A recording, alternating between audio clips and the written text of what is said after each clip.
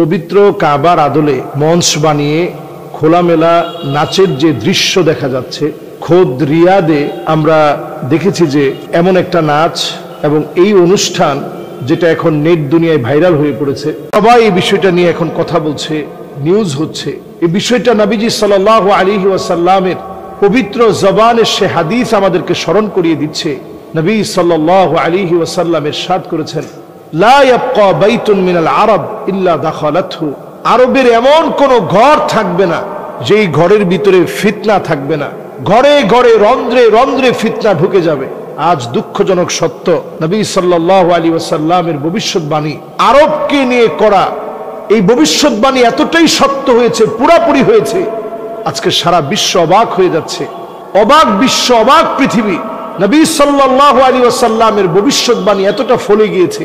রিয়াদের ভিতরে আমরা দেখেছি কাবার মতো মহা সম্মানিত কালো গিলাফে আবৃত যেই কাবা বিনির্মাণে নবী সাল্লাল্লাহু আলাইহি ওয়াসাল্লাম কষ্ট করেছেন, ইব্রাহিম আলাইহিস সালাতু ওয়াস সালাম কষ্ট করেছেন, যেই কাবাকে 10 বার আল্লাহ রাব্বুল আলামিন বিনির্মাণ করেছেন।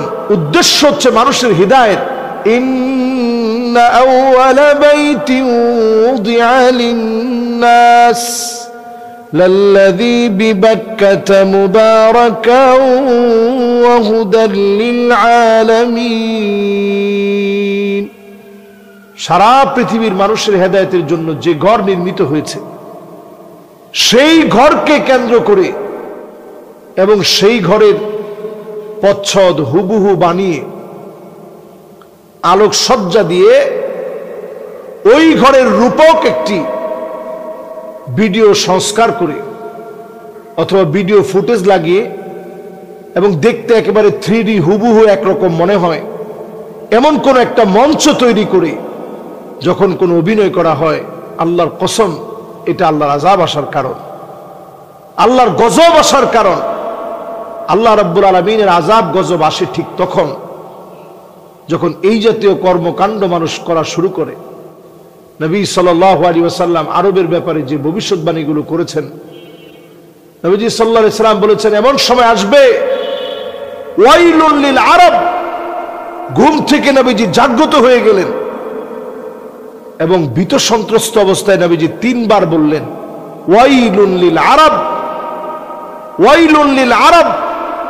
আরবের ধ্বংস, আরবের ধ্বংস, আরবের ধ্বংস।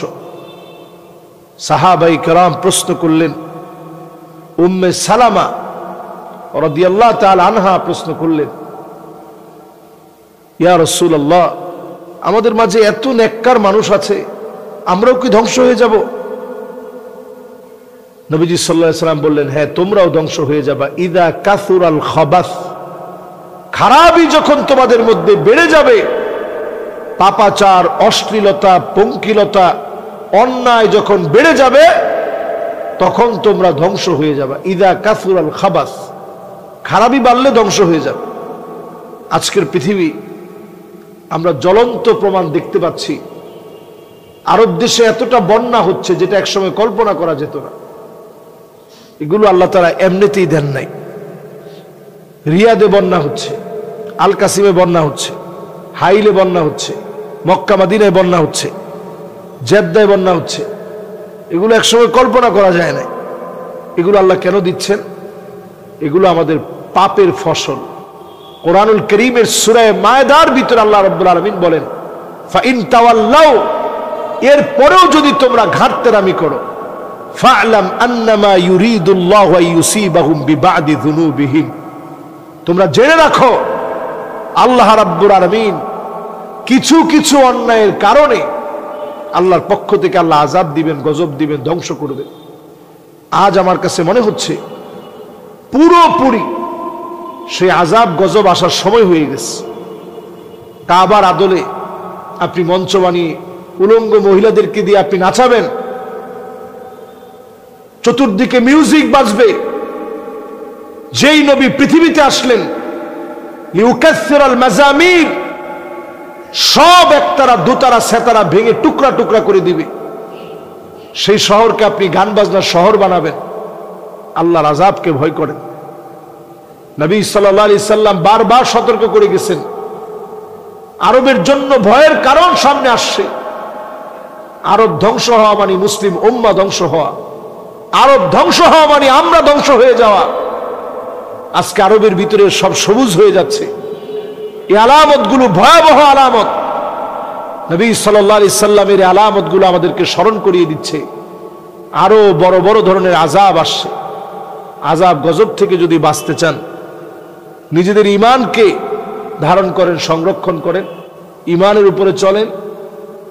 আর আরব বিশ্বের জন্য হতাশা, যেই আরব বিশ্বে আমরা দেখতে পাচ্ছি উলঙ্গ নাচ গান হচ্ছে। মাদায়েনে সালেহ, যেই জায়গা আল্লাহ তাআলা গজব দিয়ে ধ্বংস করছেন।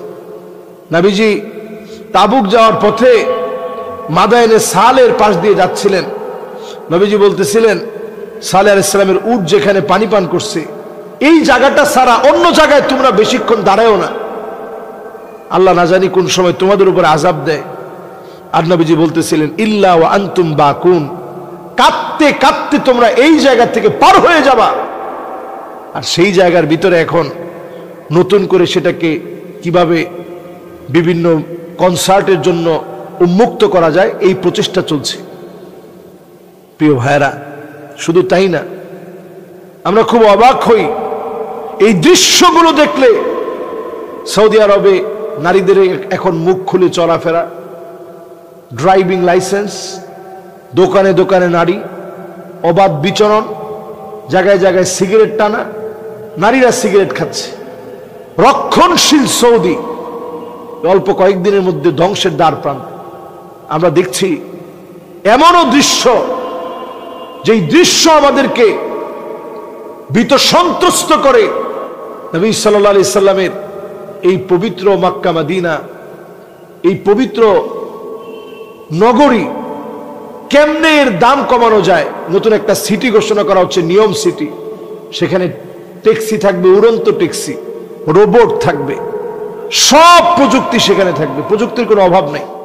সেখানে জায়গায় জায়গায় বার থাকবে, কূটনীতিকরা সেখান থেকে লাইসেন্স করা থাকবে, সেখান থেকে মদ পান করবে। এরকম আরো বহু বিষয় সেখানে আছে। আল্লাহর কাছে আমরা পানা চাই এই জাতীয় সমস্ত কর্মকাণ্ড থেকে। চাঁদের মাটি এনে সেখানে রাখবে, চাঁদের একটা ফিল নিবে মানুষ।